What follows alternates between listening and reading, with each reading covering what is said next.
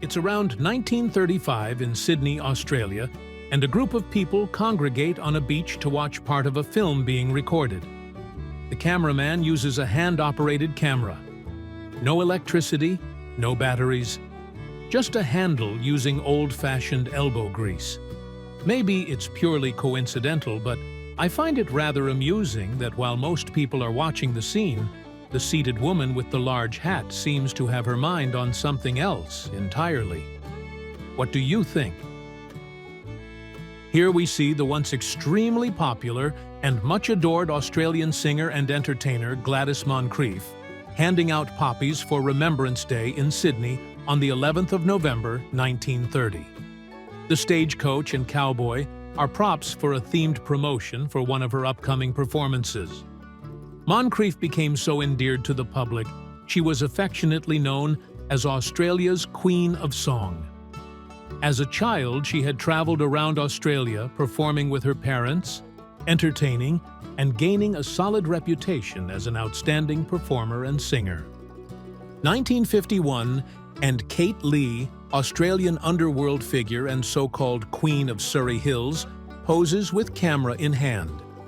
Despite Kate being much maligned as being involved in the sly grog business, as well as cocaine distribution, she was also a leading figure in the Sydney Razor Gang.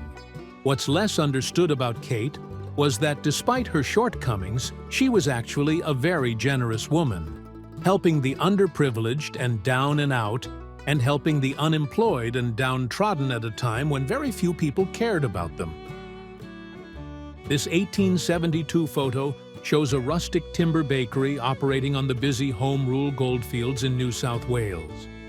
In the window are displayed freshly baked bread goods. Outside stands the proprietor with her family and an acquaintance, perhaps a customer, but we will never know for sure. You can just about smell the fresh bread. Gold mining was a tough job back then, as it can be today. Pretty much every mining field seems to attract 5 main types of business. Can you guess what they might be? Yep, a bakery for one. Then a butcher shop for the obligatory mutton chops that the miners relished. Then there would be the inevitable sly grog shop. Miners back then worked hard, and they played hard too. So let's not forget the entertainment factor here. Gambling dens and ladies of the night also made for good business. Now we're headed to the Torres Strait in around 1921 to see a pearl diver at work.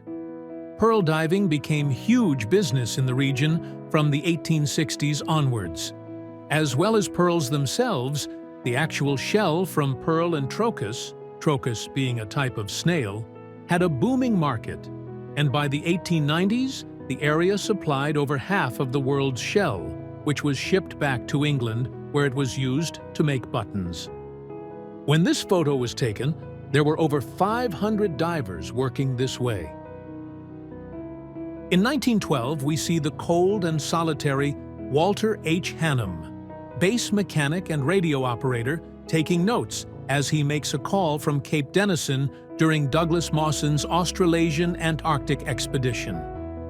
This expedition was groundbreaking, as it was the first time a radio link was successfully used between Antarctica and Australia.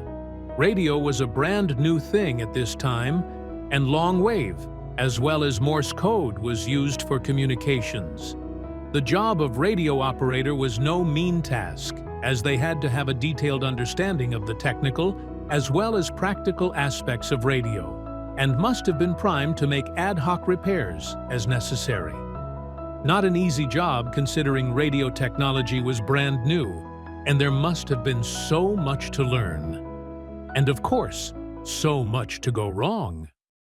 The honor of our last photo for today goes to famed racing driver and engineer Bill Canolte, who is seen here as he works to complete upgrades on his Austin 7 Comet at the Grand Prix in Bathurst on October 1946.